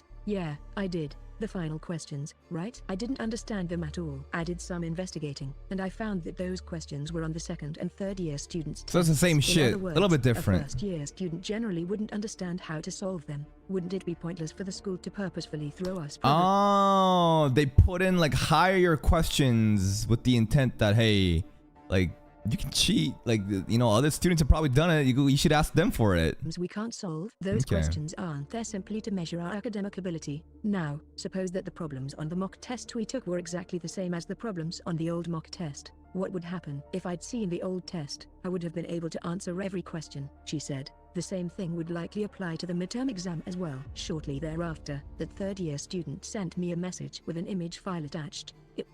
You know, maybe a little bit of story time. In one of my computer science classes, there was a midterm for Python, and it was this exact situation. It was this exact same situation where our professor even said like, "Hey, I'm gonna change the question so it's not gonna be the same as last year's or whatever." He straight up said that. The lazy motherfucker reads the same thing. So we already have some insider info by talking to some of the second years. So by negotiating with one of the kids that got a perfect score in the last, whenever he was in first year, we got the exact same fucking copy of the midterm that everyone just basically studied for. Literally, as soon as the exam started, but we didn't expect it to be exactly the same. So as soon as everybody sat down and the exam started, do you know what happened? Immediately, everybody made the flipping of paper noises. Instead of writing it down, everybody just started fucking flipping the pages in synchro at the same time. You know why? Because we realized, holy shit, page 1 is the same, page 2 is every page is the exact same as the test we just studied. And then I was like, oh fuck, this gonna be good. This is the fastest fucking multiple choice ever. Just boom, boom, boom, fucking flip, boom, boom. And then there was a kid beside me that was not part of our, try hard study group. So he didn't know the assignment, right? He didn't have the insider info. But when he saw me just fucking circle, flip the page, he was like, what the fuck? And I'm like, it is what it is, man. You should have been a little bit more It was attentive. the old test questions. First, I checked the mock test. The key was whether or not the last 3 problems were the same. Kashida must have been curious as well, because she drew closer and tried to peek at my phone. Well, she asked. They're the same. Every single word is identical. The test from that year and this year are exactly the same. Lazy in every motherfuckers. way. That's Repeating the amazing. same shit So, again. If we show this to everyone in class, that would mean an easy victory. We should show this to all of our other friends, not just Sadu-kun. No, we'll hold off. We won't show it to Sadu and the guys yet. No? Why? You went to all of the trouble of using up so many of your points for this. If they learned that the old test questions would be effective, their motivation to study would go up in smoke. We need to be wary of overconfidence. After all, even though the So I guess if you gave them the exam, they're like, oh, we already know it, so I'll just fucking not study until the last 30 minutes. Yeah, it makes sense. tests were identical, it's possible that the questions featured on the midterm this year might not be the same as last year's. These old test papers were insurance. Okay, then how will you use them? I'm going to release them on the internet the day before the test. We tell Oh. everyone that the problems from the old test are generally the same as the ones on the new. Then what do you think will happen? That night, everyone will be hunched over their desks, frantically trying Cramming to memorize hard, all of yep. the problems. Exactly. The students with a poor grasp of the basics probably wouldn't be able to memorize everything in a single day. However, Like EK and Yamauki? For sure, 100% we're talking about those two idiots right now. we weren't shooting for perfect scores this We're time trying to around. pass. The We're just trying to crucial pass. thing was to avoid failing. If Mhm. we got greedy, we might end up digging our own graves. With this plan, we could probably get everyone in Class D to pass. When did you come up with the idea to get the old tests? She asked. Yeah, I when did considered you? it when we learned that the test material was going to be different. However, I had a hunch back when they first told us about the midterm exam. Way back then, there was something very peculiar about the way Chayabashira sensei told us about the test. As our homeroom teacher, she had a clear understanding of everyone's grades and academic performance. Despite that, she seemed absolutely certain when she told us that there was a way for us to pass this test. In other words, Oh, so she already hinted back then. So I guess she is kind of helping, huh? I mean, I meme about how Chabs doesn't do shit for us, but I guess this is a little bit of it was a little bit of a nudge in the right direction, maybe. indicated that there was a surefire way for us to save everyone, and that apostrophe S dot the old test papers. This might be related to why Sadu, Ike, and Yamuki were admitted to this school despite being academically poor. Even if they couldn't get good grades by studying ahead, perhaps there were This whole game of deception and cheating exists so that idiots like Ike and Yamauki can also do well. their means of addressing the problem. A backup Oh plan my we could use God. to avoid expulsion. This Oh meant that my it was possible God. for anyone to get a near perfect score if they could get the old test papers. That's what I took from the situation. Anyway. I mean, if like imagine like Sadu, Ike, and Yamauki. I know they wouldn't get 100, but they get a fucking 100. What would Chaps be thinking? Chaps like, these fucking idiots. There's no way you got a 100 like that by yourself. But good job on reading between the lines and getting the question banks. Hey Anokuchi-kun, you really are an incredibly observant person, aren't you? I'm just cunning. Besides, I didn't believe that I could pass the midterm without some help. I was just looking to make things easier for myself. Okay. Kashida grinned like some gears were turning in her mind. I have one more favor to ask. Could you Oh. please tell everyone that you got the old test papers? Kashida, I want you to say that you got them from a third-year student. Right, because we don't want to, you got to stay below. You got to be a mob character, right? We're trying to be discreet, so we use Kashida to be like, hey, I got all the question banks. Wow, thanks, Kashida. You're close to. That's fine. But are you okay with that? Anokuchi-kun, I like to avoid trouble. I don't want to stand out. Besides, our classmates trust you, Kashida. I think it would be better if you told them. I understand. If you say so, Anokuchi-kun, thanks. Don't say anything else, though. We need to avoid drawing That's too much right. attention. Okay. Secret. We can keep this secret between us. Yeah, that's what I was thinking. Don't you feel that a strange bond of mutual trust forms between people who share a secret? I don't know Yeah, especially that secret. about that. I sure hope so. Thank you, replied Kashida. I didn't really know what she meant by that. Chapter 10. She definitely talks about the old secret, right? She's still kind of just like hinting like, hey, we got another secret, Don't we feel like we're kind of pretty close now, Kochi? Surely you wouldn't betray me, right? I got the fucking, handprint. Midterm exam. It was Thursday. Tomorrow, the midterm would be upon us. Class had ended for the day. After Chayabashira sensei ended the homeroom period and left the classroom, Kashida immediately leapt into action. She took out printed copies of the old test that I'd made at the convenience store and brought them up to the podium. Everyone, before you return to the dorm, would you mind listening to me for a moment? Everyone, including Sadu, stopped and listened to Kashida. This was a Wow, role even that neither Sadu. Horikita nor I could play. Only Kashida could do it. I know that you've all been This is something only Kushida could do. Again, she's kind of important, right? I know Koji can't do this, but Kushida can. studying a lot in preparation for the test tomorrow. I have something to help you. I'm going to hand out some papers. Kashida distributed the question and answer sheets to the students in the first row. Test.questions. Did you make these, Kashida-san? Horikita was visibly surprised by this sudden turn of events. Actually, these are the old test problems. I got them from a third-year student last night. Old test problems? Huh? Did we, in the anime, did we get it from a third-year student like that? Or was it from Chabashira?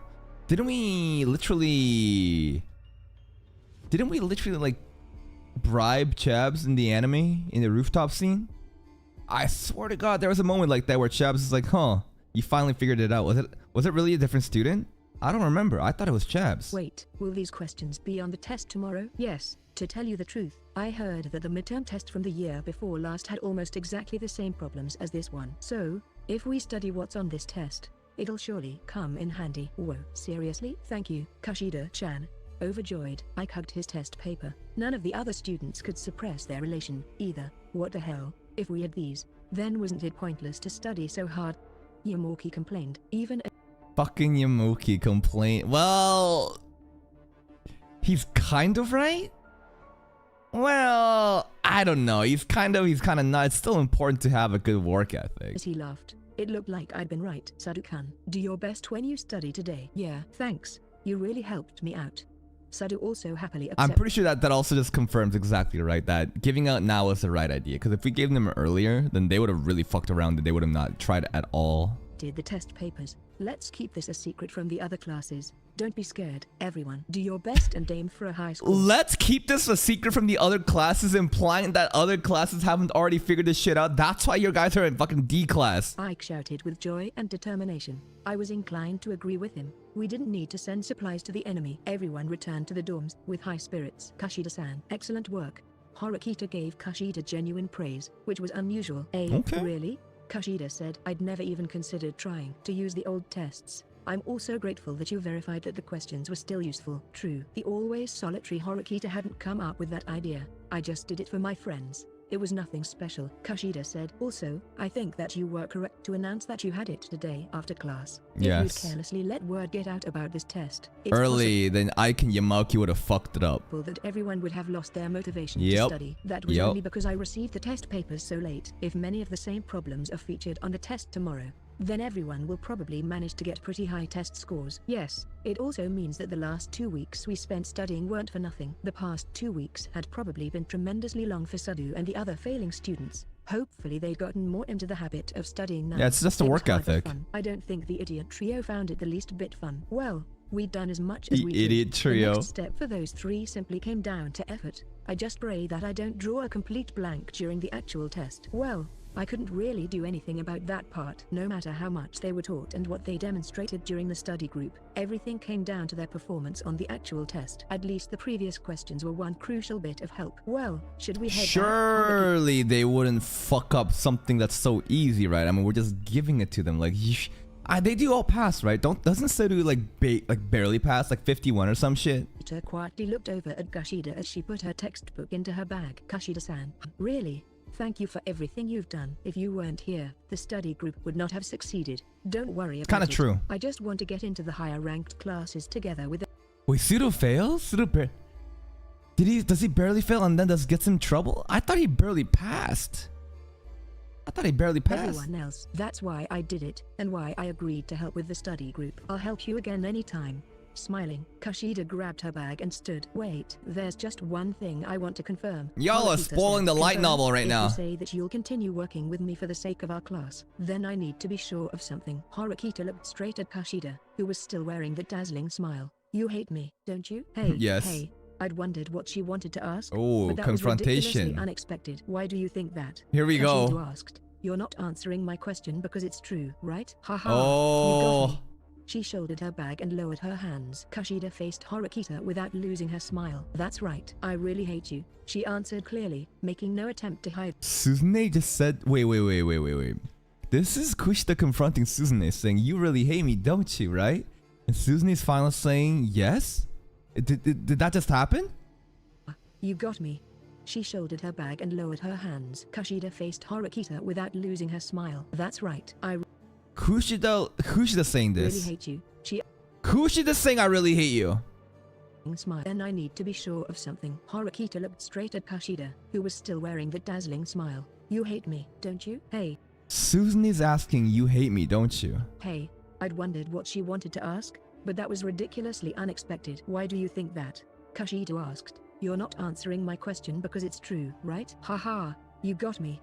She shouldered Kushida saying, haha, you got me. I do hate you. her bag and lowered her hands. Kushida faced Horikita without losing her smile. That's right. I really hate you. What the fuck? Out of nowhere. But this is the moment where Suzune was like happy about Kushida's like getting the test bank stuff, even though Koshi did it. I thought we're doing well here, and all of a sudden, mask is off. He answered clearly, making no attempt to hide it. She was direct. Oh. Do you want me to tell you the reason? No, that's unnecessary. Knowing that is good enough. That well, bro. And then we have the entire Kushida arc wondering why the fuck she hates it. So this already from volume 1 in season 1, they could have fucking known. Alright, whatever. I can continue working with you without hesitation. Despite what she'd just been told, Horikita spoke calmly. 10.1. There are no All right, absences 10.1. today. It appears everyone is present. Chayabashira Sensei strode through the classroom with a bold smile on her. Be right back. Bathroom.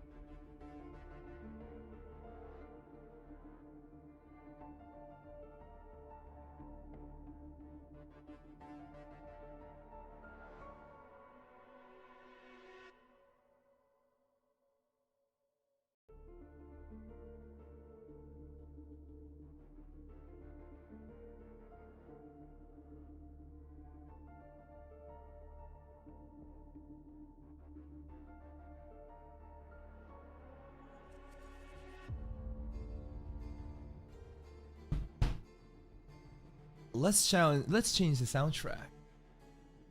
Hello, Sir Gregor. Let's change the soundtrack. All right, back.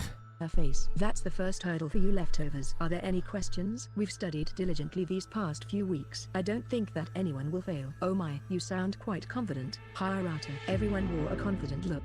The teacher promptly took up the test papers and passed them out. Our first period test was for social studies. Out of everything we'd studied, it was probably the easiest subject. If anyone stumbles here, the other tests will be an uphill battle.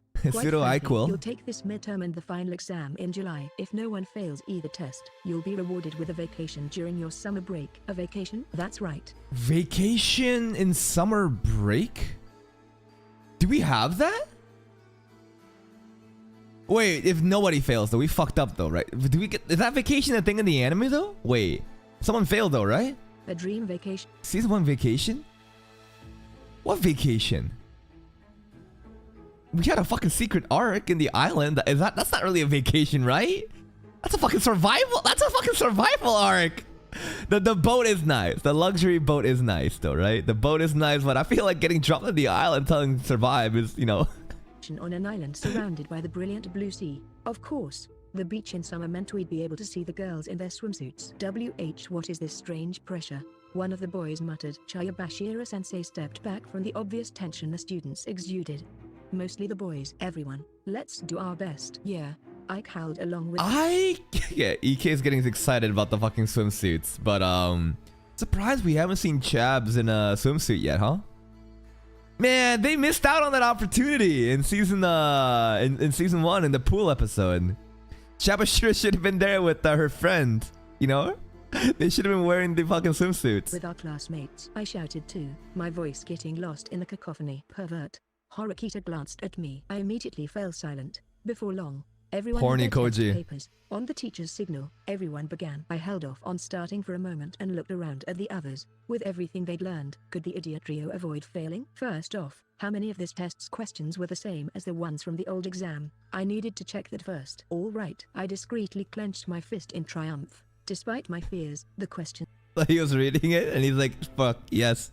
The questions are perfect. It's funny to think about Koji doing shit like this. Here were the same as the old ones. I hadn't looked them over in any detail, but I saw no great difference. If I'd memorized what was on the old test, it was clear that I could get a near perfect score. Yeah. Glancing around the classroom for assurance, I didn't notice any students looking flustered or confused. I assumed that many of them had engaged in some last-minute studying. Even Slowly, Ike, I went Yamauki, through and answered all the Sadu? problems. The second and third period exams were for Japanese and chemistry, respectively. While I worked, I discovered something else that intrigued me. Looking over the problems again, I realized that what Horikita had drilled into the study group was consistent with what was on the test. She'd been able to accurately predict what problems would appear. Wait, Susan's guess game was actually good. Okay, that's impressive. Just from the lessons. The silent girl beside me was even more impressive than I'd imagined. Then came fourth period, math. Actually giving Susan a credit here, which is Okay. Mathematics. Okay. All of the abnormally difficult questions that had been featured on the mock test also appeared here, but the content was the same as the old exams. Even if Sadu and the other guys couldn't understand the problems,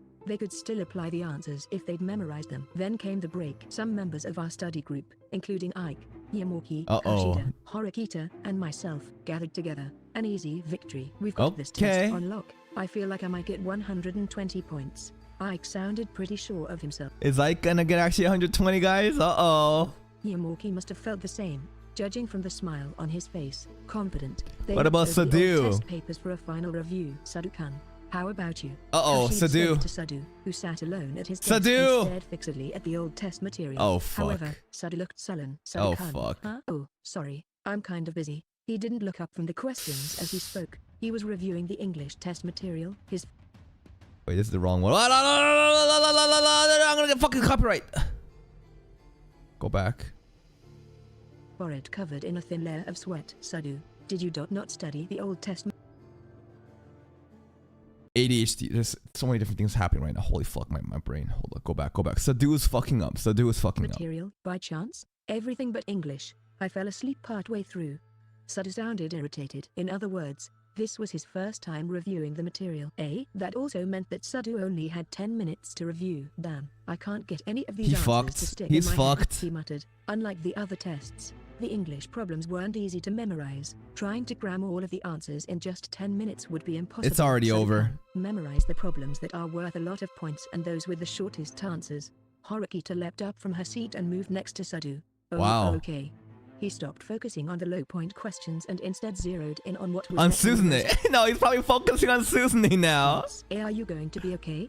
While trying to avoid getting in the way, Ah, Kashida shit. appeared anxious. Unlike Japanese, I don't know the basics of English. These letters look like some kind of magic spell. There are or something. hieroglyphics to Memorizing him. It'll take time. Why, yeah. I struggle with English, too. The break passed in the blink of an eye, and the heartless class bell rang. I did all I could. I'll try to answer the questions I remember first, before I forget them. Yeah. Oh. And thus began our English test. While the other students calmly made their way through, Sadu clearly had trouble. Occasionally, he'd stop writing and whack his pen against his head. However, no one could help him now. Whether Sadu sank or swam It's was over. entirely up to It's him. over. 10.2. After the last test, we gathered around Sadu's desk again. Hey, did you do okay? Asked Ike, anxiously. Sadu was on No. the verge of losing his cool. I don't know. I did everything I could, but I have no idea how well I did. Don't worry. You studied as hard as you could. I'm sure you did. Did he well. study, Damn though? it. Why did I fall asleep? Sadu fidgeted, clearly frustrated with himself. Horikita then stepped in front of him. Sadu-kun, what is it? Are you going to lecture me again? He grumbled. It was certainly your fault for not reviewing the old test's final section. However, as you said, you did everything that you could with the time that you had. You didn't Susanne cut any being actually corners kinda or give nice? up. What the fuck? Considering how much effort you put in, I think you should hold your head high and feel proud. The What is fuck? this? Are you trying to comfort me? Susanne saying stand proud? What the fuck? I thought she'd be way more mean. Comfort? I'm speaking the truth. When I look at how far you've come, I understand how hard studying is for you. Sadu. Horikita was genuinely praising Huh. him. None of us could believe what we were seeing. Yeah, I can't really believe that Susanne is saying this shit already. This feels like season 2 Susanne. Let's wait for the results. Yeah, okay. There apostrophe S. One more thing. Something I need to amend. Earlier, I said that your dreams of becoming a professional basketball player were foolish. Why are you reminding me of that? I Oh was yeah. Susanne said that you're gonna be a fucking D-rank basketball player, probably playing in China with like a really low salary that you can't even pay for anything. She straight up just said that. What the fuck?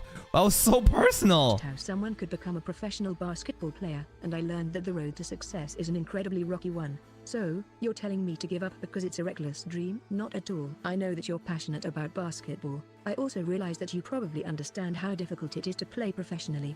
Horikita still acted in her normal, aloof manner, but this was clearly an apology, albeit an awkward one. There are Okay, many she doesn't know how to Japanese say people who rise sorry. to enter that profession. There are some among those who wish to become internationally renowned. You're one of those people, right? Yeah, I'm incredibly stupid, but I want to play ball, even if I have to live a pathetic, Ball is miserable life. as a part-time worker or worse. I'm going to achieve my dream. I never thought I needed I to mean, understand. I feel like of anybody at this school, like say what you will about Pseudo, if we're talking purely about dreams and doing something more about like for your life, and like I feel like he actually is one of the few people that knows what he wants to do and is going for it. Like yeah, he's a fucking idiot. Yeah, he's a fucking delinquent type. But if we're talking about dreams and living a fulfilling life, I feel like Sadu is working towards something that's so meaningful, while everyone else is just kind of fucking around and have no idea what they're really doing with their lives. Koenji does know what he's doing though. And anyone except for myself. So when you first told me that you wanted to play basketball, I insulted you. However, I now regret that. Someone who doesn't understand how difficult, how arduous basketball is has no right to dismiss that dream as foolish. Sadu, I want to see Sadu fucking dunk on Suzune with, I don't know, he plays some fucking defense, fucking break her ankles and dunk on her, dude. don't forget the hard work and effort that you poured into studying. Apply that diligence to basketball. If you do, you might be able to go pro. At least, that's how I feel. Horikita's expression was the same as always, Wow. but she bowed her head to Sadu. I'm sorry for what That's an I said back apology. then. Well, now that An I've said my actual piece, apology. I'll be going. Horikita left the room. Her apology still That's fucking crazy. This is like character development that I would have expected from season 2, Suzune. hanging in the air. Hey, did you just see that? Horikita apologized. Yeah, and she so did. nicely. I can't believe Weird. it. Ike and Yamoki were both completely stunned. I was pretty surprised, too. Kushida was as well. Horikita had acknowledged that Sadu had done his best. A dumbfounded Sadu, still seated at his desk, looked after Horikita as she walked through the classroom door. Soon after, Sadu put his right hand over his heart and looked at us. Oh, no. I think What? I might be in love with Horikita. So this is the defining moment when Pseudo falls in love with Suzune. Okay. I think that makes a lot of sense. I mean, she pretty much like said sorry, right? And she even just like said, like, she acknowledged his dreams. Like, damn. But there was like an actual defining moment in the anime, huh? Sorry, in the light novel. In the anime, it's a little bit like, in the light novel, Suzune and Pseudo were fighting. Like, straight up, Pseudo fucking hated her, huh? Like, a couple hours ago in the light novel, like there was no hope for romance. But at this point, this is where it changes. In the anime, though, was there ever a moment like that? I feel like in the anime, he was always just simping for Suzune, right? In season 1, and there's not really like a moment where he realizes like, oh damn, I love you like that. But the actual declaration right now. He said. Chapter 11. The beginning. Chayabashira-sensei strode into the classroom, looking around at the students in surprise. Everyone was clearly anxious, holding their breath in anticipation of the test results. Sensei, we were told that the results would be announced today, but when? There's no need for you to get so worked up. Hirata, you should have passed quite easily. So, when will the results be released? We're worried about if you'd like, pseudos, though. Now is as good a time as any. If we waited to do it after class, we wouldn't have enough time for other procedures. Some of the students visibly reacted to the words other procedures. What do you What mean procedures? by that? Don't get flustered. I'll What tell do you mean? now. As usual, she revealed the details simultaneously and collectively. She stuck a large, white sheet of paper with everyone's names and test scores onto the blackboard. Honestly, I'm impressed. I didn't think that you'd score so well. Many students tied with perfect scores in mathematics. Everyone got Japanese, perfect almost? and social studies. More than 10 of you. Actually, some of the students A little bit shouted in sus, joy and huh? delight when they saw the 100s lined up on the results sheet. However, some weren't smiling. The only grade that truly mattered was Sadu's score in English. Then, we saw Sadu's test scores. He had scored 60 points in 4 of the 5 main subjects, Okay. which was considerably high. He But the 5th one, the English score? scored 39 points in English. Yes. Sadu leapt up and shouted with Wait, what do you get? joy high. He'd scored 39 points in English.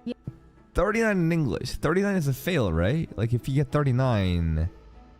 Well, I mean, the other ones should make up for it. I don't know, but he got 39 here, presumably out of 100. That's not a pass, right? Is 40% the pass mark? I don't know. I thought 50 was. Yes. Sadu leapt up and shouted with joy. Ike and Yamoki stood and cheered, too. There was no red line to be found on the results sheet. Okay, so this is actually...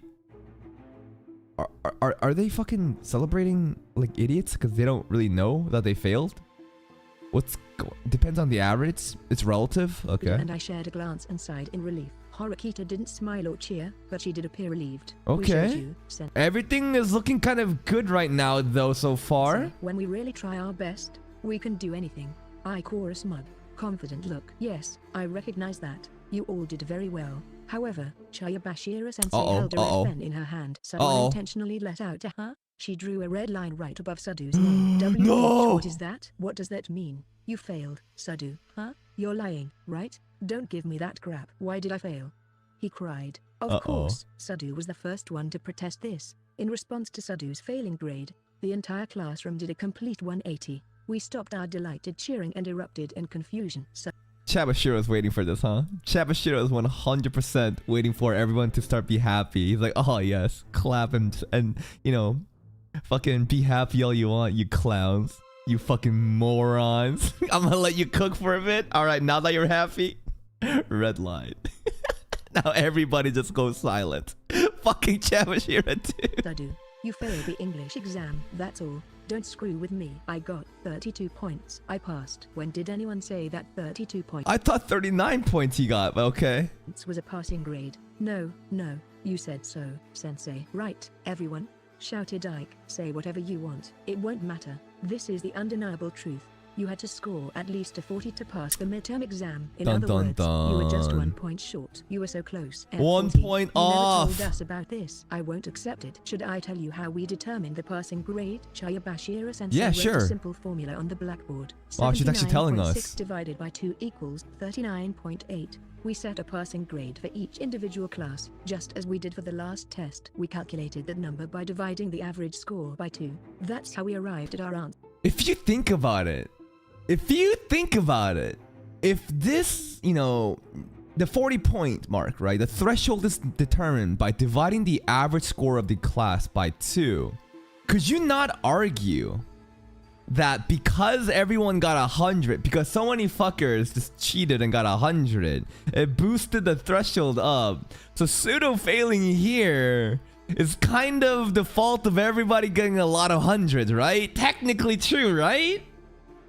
Interesting how we fucked up like that, huh? Well, I mean, I feel like it's not the class's fault for getting good scores. It's still Pseudo's fault for not fucking studying English on time, but still, it's interesting how the threshold went higher because of that.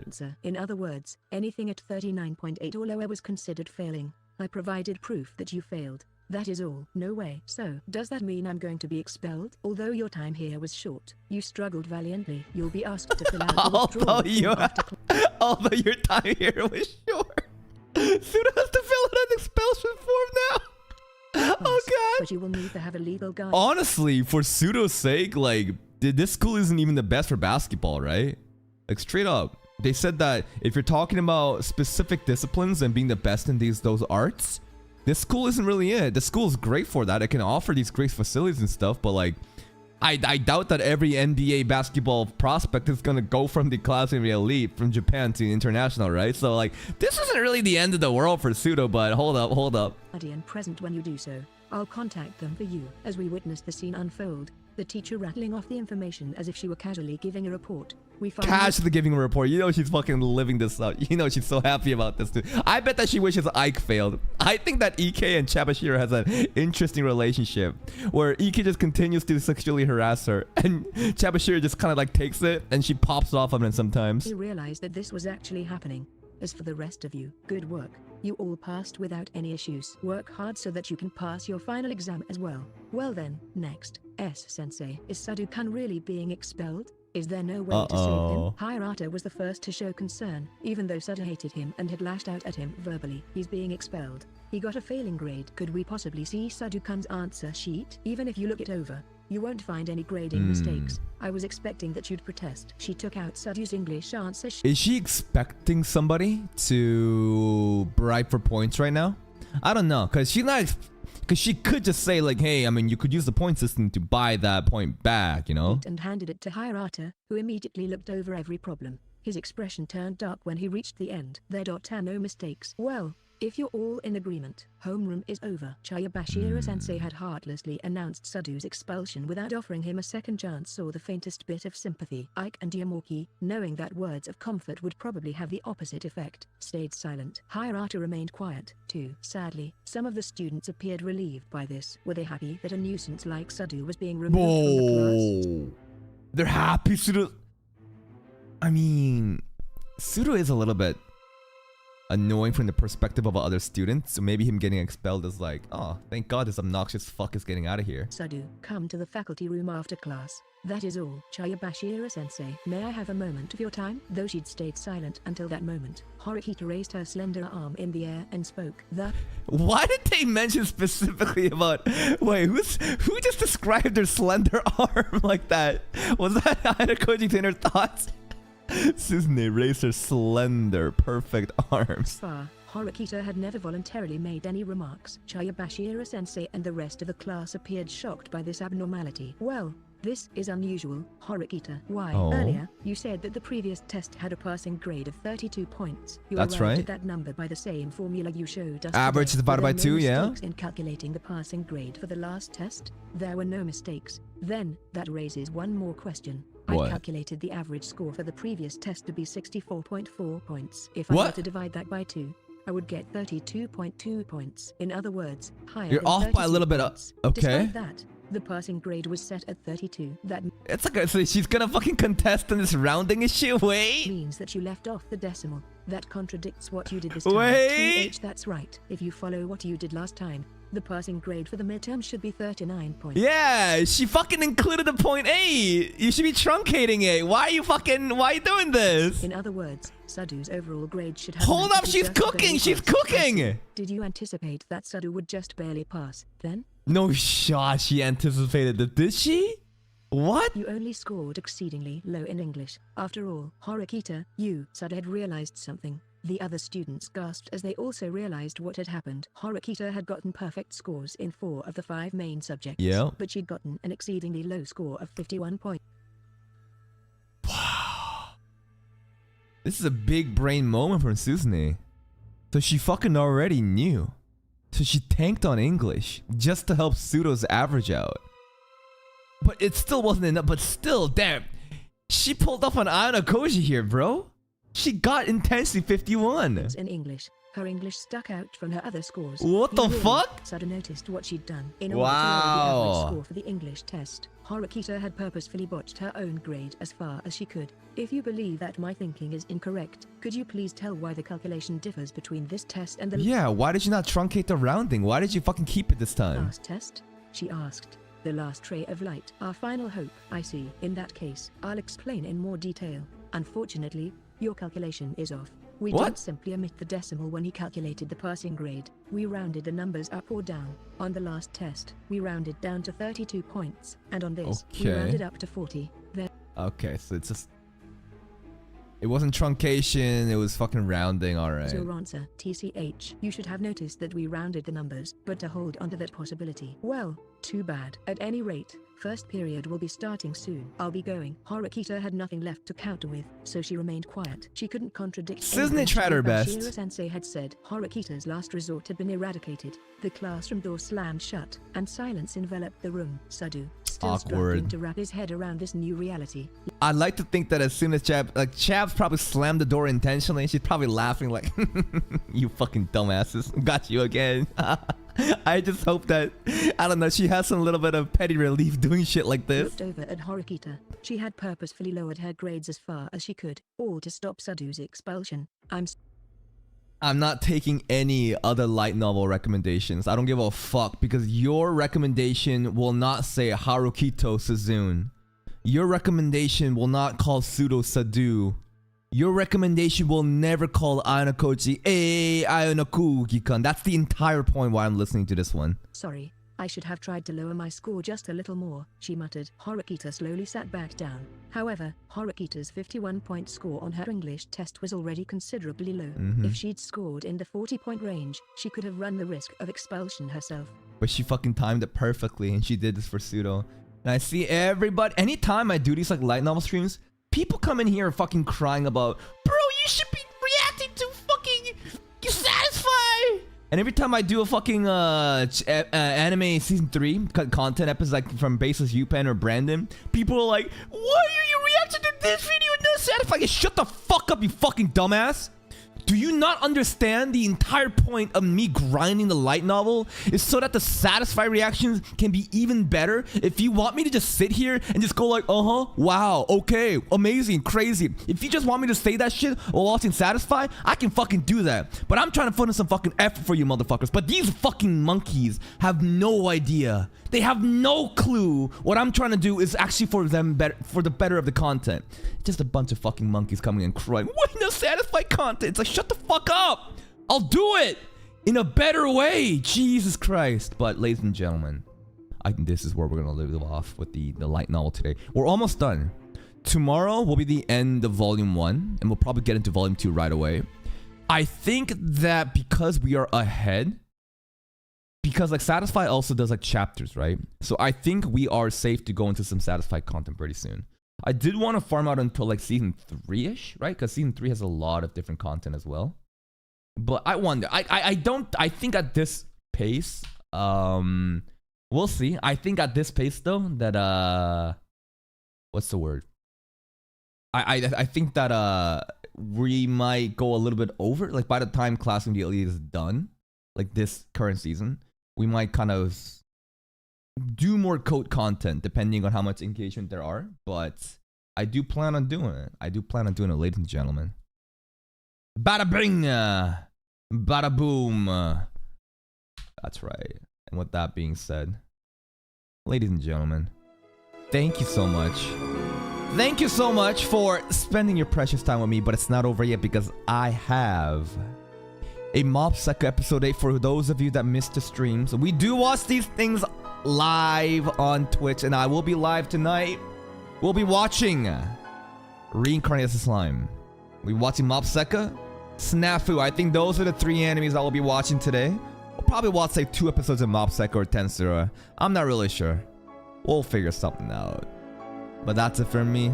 So please go show this video some love. Just like how you show me love today's stream. I'll be live tonight again. Follow the Twitch stream. And until next time, guys, take care. Oh, bye-bye. I fucking hate Mondays still. I fucking hate Mondays, man.